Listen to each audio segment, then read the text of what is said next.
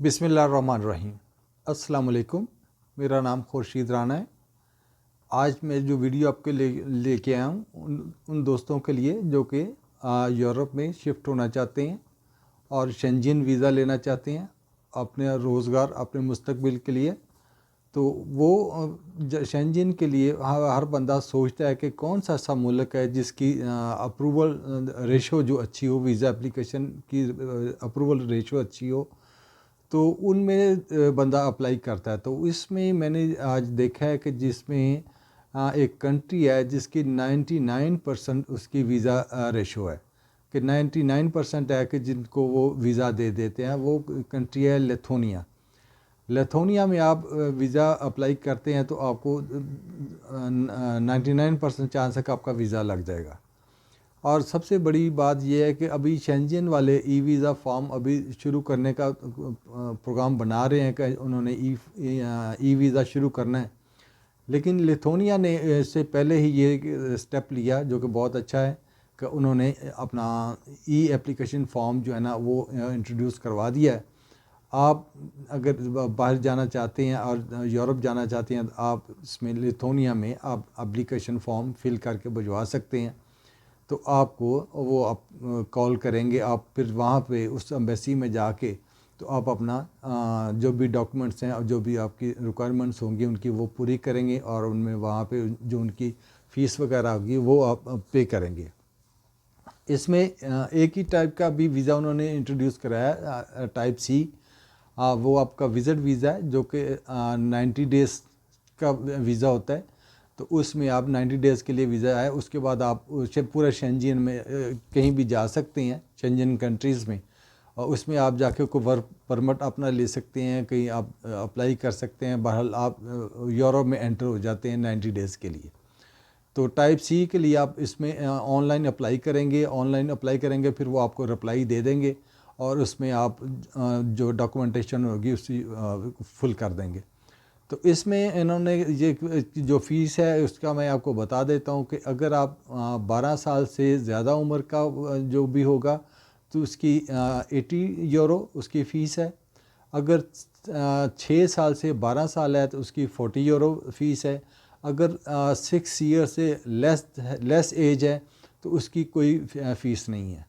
तो वो बिल्कुल फ्री वीज़ा उसको मिलेगा। आप अगर फैमिली के साथ जाना चाहते हैं तो आपको जो 6 साल से छोटे बच्चे होंगे उनकी कोई फ़ीस नहीं है, वो फ्री ऑफ कॉस्ट है। तो जो बड़े होंगे वो उनकी इस रेशो से फ़ीस लगेगी। तो ये मैं आपको फॉर्म अभी मैं बता देता हूँ अपना कि आपने किस तरह से इसको फिल करना है और कहाँ से इसको सर्च करना है। तो मैं अभी आपको ये दिखाता हूँ लैपटॉप पे। तो आप इस तरह से इसको अप्लाई करके आप अपना फॉर्म सबमिट करवा सकते हैं और इस तरह से वो आप अप्लाई हो जाएंगे। आप डायरेक्ट आपका फॉर्म जो है ना वो कॉन्सुलेट ऑफिस में चला जाएगा, जो आप उसके फिर आपको वो कॉल करेंगे आप कि अपने डॉक्यूमेंटेशन जो है ना वो आप एम्बेसी में जमा करवा दें। तो इस तरह से आपको वो वीज़ा के जहाँ प्रोसेस आपका स्टार्ट हो जाएगा। तो अब मैं अभी आपको बताता हूँ। आप सिंपल गूगल पे जाएंगे, गूगल पे जाके आपने EPM लिथुआनिया आप लिखेंगे तो इस तरह से आपकी ये साइट खुल जाएगी। आपने ऐसा से पहले जो ये साइट है इलेक्ट्रॉनिक वीज़ा एप्लीकेशन सिस्टम, आप इसमें आप अपना आ जाएंगे, फिल इन द डाटा में आएंगे। आपने जो एक ही टाइप का इन्होंने वीज़ा अभी इंट्रोड्यूस किया टाइप सी है, आप उसको क्लिक करेंगे और इस तरह आपका वीज़ा रिक्वेस्ट फैमिली में अगर आपने कोई आपका इनविटेशन लेटर है तो आपके उसमें यस लिखेगा, इनविटेशन नहीं है तो आप उसको नो कर देंगे। इस आ जाता है काउंसलर पोस्ट। काउंसलर पोस्ट क्या है, इसमें यह है कि आपने इधर से इस एरो से इसको सिलेक्ट करेंगे। आपका अगर इंडिया से आप अप्लाई कर रहे हैं तो इंडिया के अंदर इसका लेथोनिया का काउंसलर ऑफिस आप उसको सिलेक्ट कर लेंगे। अगर यूएई से आप कर रहे हैं तो यूएई का कंट्री को दे देंगे तो आप उसमें काउंसलर ऑफिस सेलेक्ट कर लेंगे। आपकी डॉक्यूमेंटेशन आप अपने उस काउंसलर ऑफिस में आपने देनी है।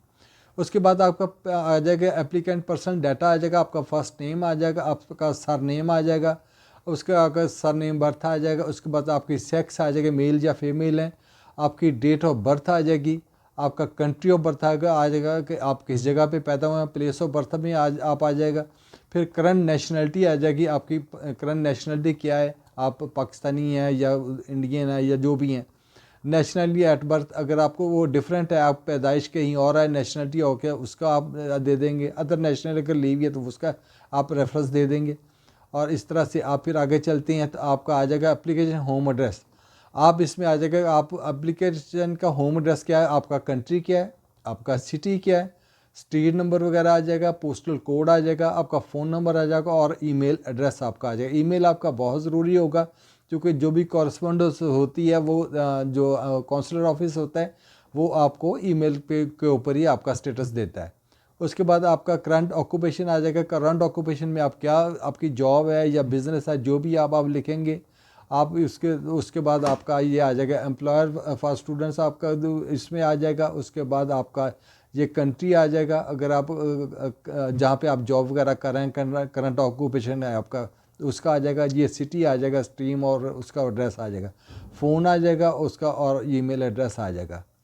इस तरह से अगर चलते हैं आपका ट्रैवल डॉक्यूमेंट्स डाटा वो मांगेगा कि आप नंबर ऑफ़ ट्रैवल डॉक्यूमेंट्स आपके डॉक्यूमेंट्स क्या कितने डॉक्यूमेंट्स आप भिजवा रहे हैं साथ, कितने documents. Type of travel documents इसमें आप इसको क्लिक करेंगे तो इसमें आ जाएगा कि आपका पासपोर्ट क्या है, ऑर्डिनरी पासपोर्ट है, डिप्लोमेटिक पासपोर्ट है, सर्विस पासपोर्ट है, अदर्स है, ऑफिशियल पासपोर्ट है या स्पेशल पासपोर्ट। अगर आप नॉर्मल आपका पासपोर्ट है, ऑर्डिनरी पासपोर्ट आएगा, आप इसको क्लिक कर लेंगे। तो इसके बाद आप क्या कहा नेशनली आइडेंटिटी वेयर एप्लीकेबल, आपके नेशनलिटी आपकी क्या है, उसकी डेट ऑफ इशू क्या है, उसकी पासपोर्ट वगैरह की वैलिड कब तक है, इशू बाय कंट्री और किस मुल्क से आपका ये पासपोर्ट वगैरह इशू हुआ है।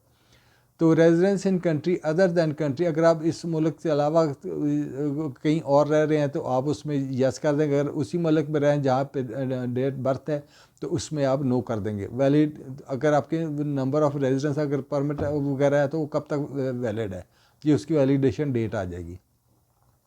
Entry permit final country for restaurant आप इशूइंग अथॉरिटी, अगर आपको एप्लीकेबल जो है applicable if you are only going but transit through the Schengen states, अगर आप उस मुल्क में सिर्फ ट्रांजिट एंट्री ले रहे हैं, यानी कि आपने जाना किसी और कंट्री में और शेंजन से आप गुजर के जाएंगे तो उसके लिए आप फिर तो कह देंगे जो अगर किसी और कंट्री में जाना। अगर आपने जाना ही शेंजन कंट्रीज़ में फिर आपका नो आ जाएगा, आपने सिर्फ शेंजन में ही जाना है। तो ये आप इस तरह से आपका आ जाएगा। अगर आप कोई है यस करेंगे फिर उसकी इशूइंग अथॉरिटी और वैलिड वगैरह आएगा। उसके बाद आपका ट्रैवल डाटा में आप उसका लिखेंगे कि आपने पर्पस किस पर्पस के लिए आप जा रहे हैं वो आप लिखेंगे। एडिशनल इन्फॉर्मेशन और पर्पस ऑफ द जर्नी, अगर उसके अलावा कोई आपकी इन्फॉर्मेशन है वो आप यहाँ पे देंगे।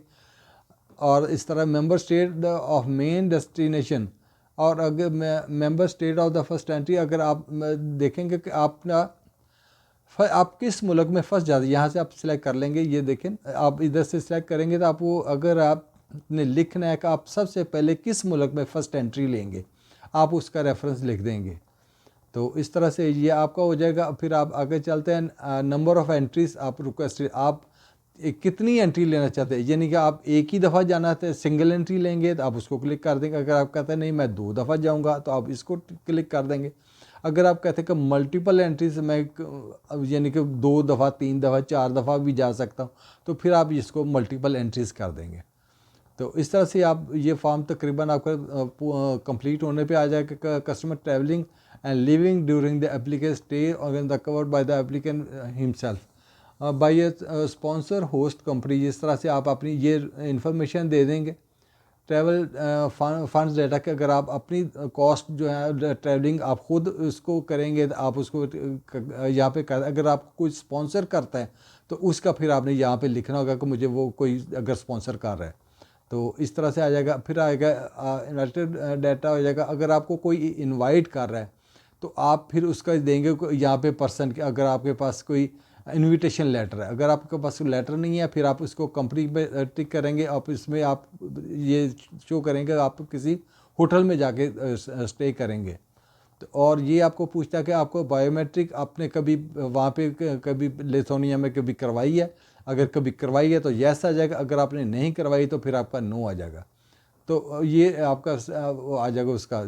उसके बाद आपका ये आ जाएगा। अगर आप आधा फॉर्म फिल किया तो आप इसको सेव ड्राफ्ट करके, अगर आप चाहते हैं मैं बाद में करूँगा बेहतर, तो ये एक ही स्टेप में आप इसको मुकम्मल कर लें और इसको सेव फॉर सबमिशन करेंगे। सेव फॉर सबमिशन करेंगे, ये फॉर्म जो है ना डायरेक्टली आपके जो काउंसलर ऑफिस है उसको सबमिट हो जाएगा। इस तरह से आपका ये सारा कंप्लीट हो जाएगा। इसके बाद वो आपको थ्रू ईमेल आपको कॉल करेंगे, आपको डेट देंगे कि आप डॉक्यूमेंट जिस काउंसलर ऑफिस का आपने लिखा हुआ है तो आप वहाँ पे उसको जमा करवा सकते हैं। तो इस तरह से आपका ये जो फॉर्म है ये फिल हो जाएगा। ये इस तरह से आपका फॉर्म सारा सबमिट हो जाएगा, काउंसलर ऑफिस को चला जाएगा और फिर आपकी इसी तरह वो कॉल आएगी तो आप अपना जो भी डॉक्यूमेंटेशन होगी आप काउंसलर ऑफिस को प्रोवाइड करेंगे और इस तरह से आपका वीज़ा लग जाएगा। बहरहाल बहुत शुक्रिया आपका मेरी वीडियो देखने का, और इंशाल्लाह ताला आइंदा भी इसी तरह इन्फॉर्मेटिव वीडियो आपके लिए लेकर आता रहूँगा। तो आपसे रिक्वेस्ट है कि मेरे चैनल को सब्सक्राइब कीजिएगा, बेल आइकन को दबाइएगा। इसमें आप पे कोई एक्सपेंस नहीं जाते, आपसे रिक्वेस्ट है कि आप सब्सक्राइब का बटन दबा दें। हम एक मेहनत से आप वीडियो आप लोगों के लिए बनाते हैं, आप सब्सक्रिप्शन आप अगर कर देते हैं तो हमारे बेनिफिट में हो गई ये चीज़। तो आपसे बस यही रिक्वेस्ट है, तो प्लीज़ बहुत शुक्रिया वीडियो देखने का। अल्लाह हाफिज़।